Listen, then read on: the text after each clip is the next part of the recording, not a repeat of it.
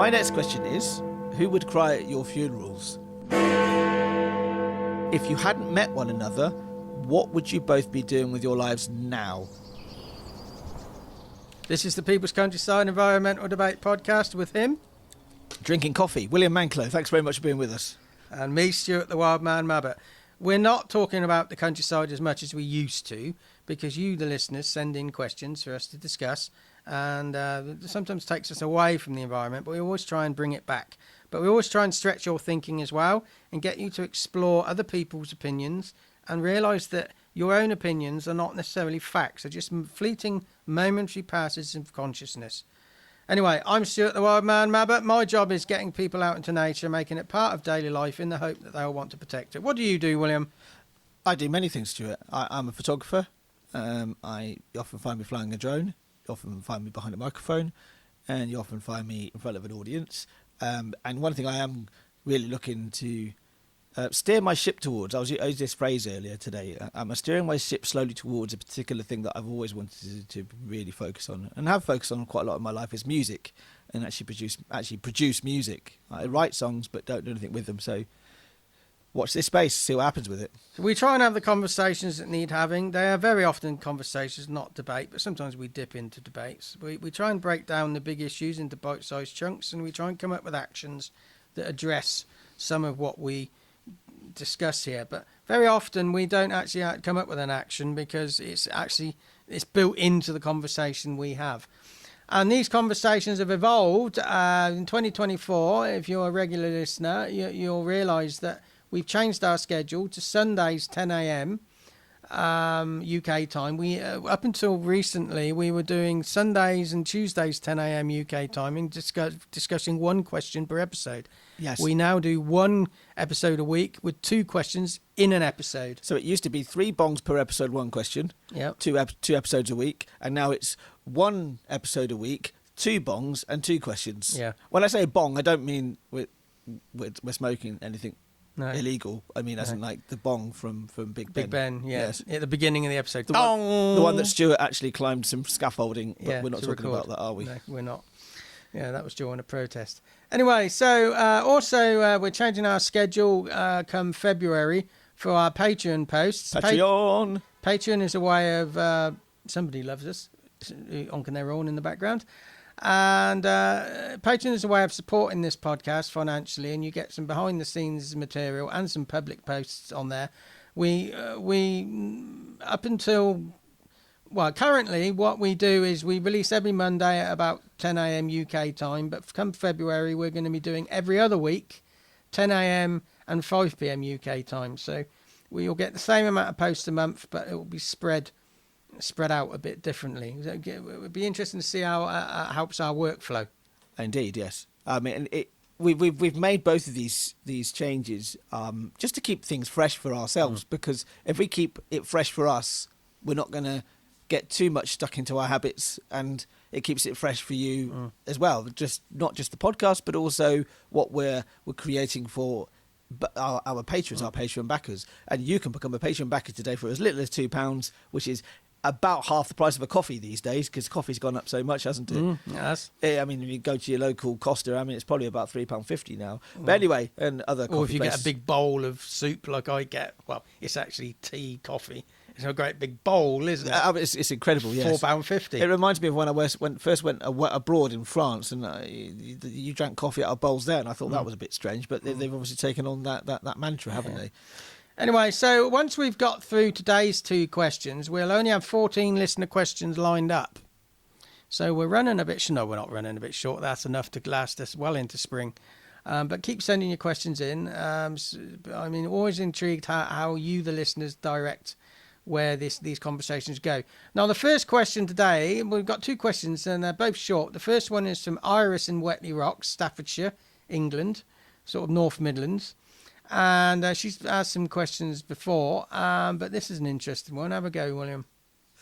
Yeah, I've actually read it as you were reading it. I was like, oh, how are we going to go with this question? This is a very personal question, but when I ask this question right now, I want you to really think about this. Think about how would you answer this yourself. So Iris, thank you very much for your question, and thanks. It's great to have you back as well. So, as you say, I'm back, guys, still listening. Brilliant, fantastic. That's me saying that, obviously. My next question is, who would cry at your funerals? Would you have a funeral? Well, I don't. No, not really. I wouldn't have a choice, really. I don't think. I wouldn't have a choice. I lost somebody very close to me last year. I don't think she would have wanted that. In fact, I can almost guarantee that she didn't want it. You just had a cremation and then a memorial service, didn't you? Yes. So to answer that question again, William, do you reckon you would have a funeral, or do you reckon you would just have a cremation and a memorial service? Would I want it? Yeah. Would I want a funeral? I would like to think it would be an opportunity for people who knew me to get together and maybe share some memories. And do you need a funeral for that? Is a memorial service? And memorial services, yeah. I don't think I need a funeral. No. Once I'm dead, I'm dead. But I live on. I'd like to think I would live on through other people's memories. But I think it's a good opportunity just to meet up and just reflect on somebody's life. Yeah, I mean, I've designed my funeral, but actually, the older I get, the more I think actually I might just have a cremation and just not have a funeral. Anyway, but that's a slight aside. But who would cry at your funerals? Well, whoever wanted to. It's a really fascinating question, Iris. It really is. At mine, it depends how you die. If I had a funeral, depending on was it a horrific accident? Was it just life? Was it just what would people be crying out of sadness or relief that it was all over? I mean, let's break it down slightly differently. Why would people cry at a funeral? Yeah, that was going to be my question, actually. I mean, I didn't I will say it now, but my mum's memorial last year, I didn't at all. I saw that as an opportunity because my tears were already, in some ways, subsiding a little bit. They'd happened before. The grief was happened elsewhere. It wasn't going to happen in that room. It wasn't. I was trying to put a brave face on it, but it was. I walked into that room with that mindset of there's people in this room that really truly cared about my mum, and actually, let's just make this a celebration. I think my mum would have actually appreciated that. It would have been a celebration and fun and joy and a bit of. I did a eulogy with quite a few jokes in it in a way. You know? I think people cry at funerals through guilt, through missed opportunity, through genuine sadness, through attachment, through fear. That's why people. But so who would cry at our funerals? I'm not going to dictate that. Whoever wants to. Yeah. If I decide to have one. Yeah, I think, and that's the crying is for me, it's such an important part of me. I have to do it at times. I have to, and my grief has been. This is quite. Maybe we could put a trigger warning on this episode potentially. Anyway, that for me, the grief of the passing and the death of my mum was like a sickness in a way. It felt like the only way I could describe it was social conditioning. You thought this is how I should behave? No, absolutely not. No, it felt very me. It felt very me. I felt very. I mean, if you're going to talk about social conditioning, that would come from your parents, of course. So, my mum was a big advocate of showing your emotions, in especially in men. And she encouraged me just to be, if you want to cry, you cry, get it out, sort of thing. But I felt that it was like the only way the best way I can analogize it was, when you've eaten something a bit dodgy and you feel a bit sick, and you're going to be sick, and the actual process of being physically sick is going to be really horrible. Yeah. But generally speaking, at the end of it, there's an outcome, and the outcome is you've got whatever was in you is out. Yeah. That's what I felt with my grief when I cried. It was getting that out, and I've read and I've heard in different places that needs to be done for some people.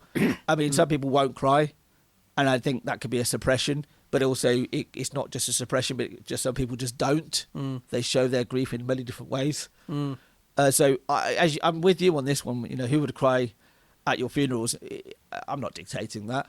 How can you? The interesting thing is the next question we've got from Fanaka in Kenya is talking about life.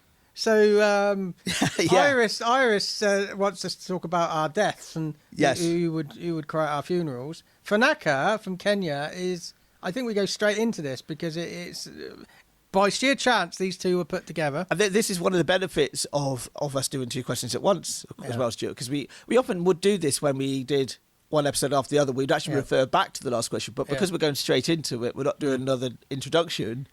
Okay, so Fanaka, do you want to have a read of her question? Fanaka, very short and simple. But like you say, it's Iris's question was very much about death, and now Fanaka's question is about life, but also what if as well, right? So if you hadn't, this is Fanaka's question, if you hadn't met one another, what would you both be doing with your lives now? Now, when she's talking, she said when we haven't met each other, we're talking about you, Stuart, and myself, right? So when I met you, you ruined my career. Yeah, I was counting down to when it would be a Barb's comment in my direction. What would... Who knows? These are all hypotheticals. I would have still been doing what I do now, but in a different way. Yes. Yeah. So the effect of us collaborating together meant we were doing things. I know I would still be doing something similar to what I'm doing now. Because I took a decision of just not wanting to be a full-time employee anymore. I wanted to do something and make something of myself. It's taken a long time to get to a place where I feel more comfortable with myself. But if we haven't met one another, what would we both be doing in our lives now? I think maybe can I just, if you don't mind me, Fanaka, I'm going to change that question. What happens if, and it actually kind of buys into the previous question, goes into the previous question from Iris. What happens if one of us dies right now? What would that was one question. What would happen, and what would the other person do? What would, in the collaboration especially? But also, what happens if we were to say, now this is the last episode of this podcast? It isn't, by the way, but and we're going to part ways. Well, what would we do? And I have considered that, because I think that's a natural thing to consider anyway, isn't it? Yeah. Consider other paths. You should always consider other paths, because it keeps your options open, and you still, I still choose this path. I still choose that we record a podcast together, because we come up with these really fascinating topics from the questions that you send in. Yeah. So I don't think it would necessarily look too much different, but because I think we're both doing what we want to do. I would say there were the stages of this process for me, stages of the last 10 years, where you, Stuart, have guided me in a direction when I felt rudderless. And you might not even realise you did. There were times you probably... Yeah, I think I was aware of it, but there are other times you probably weren't.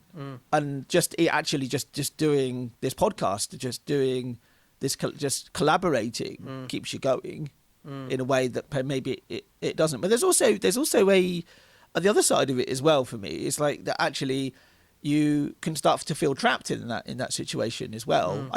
Do you understand what I mean? So it's like it's a bit of a balance thing going on. So actually, if we hadn't met each other, I would have made different choices. But because naturally you would have done. You would have done. Yeah, you would do as well, because you wouldn't have my voice, which you're probably... You wouldn't have held me back. Oh, fuck you. Yeah. But yeah, so Iris and Fanaka, very strange that you life and death.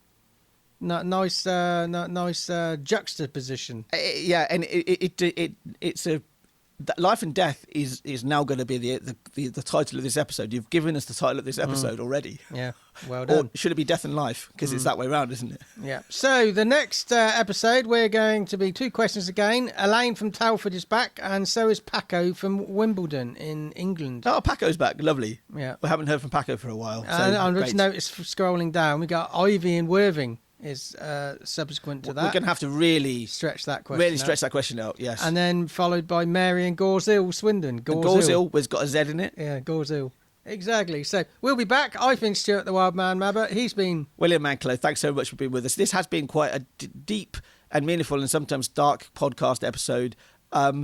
But that's just what we talk about on here, and don't think about it. Don't think on it too much. Go out for a walk today. Go out and enjoy the sunshine. And if it's raining, go out and get wet.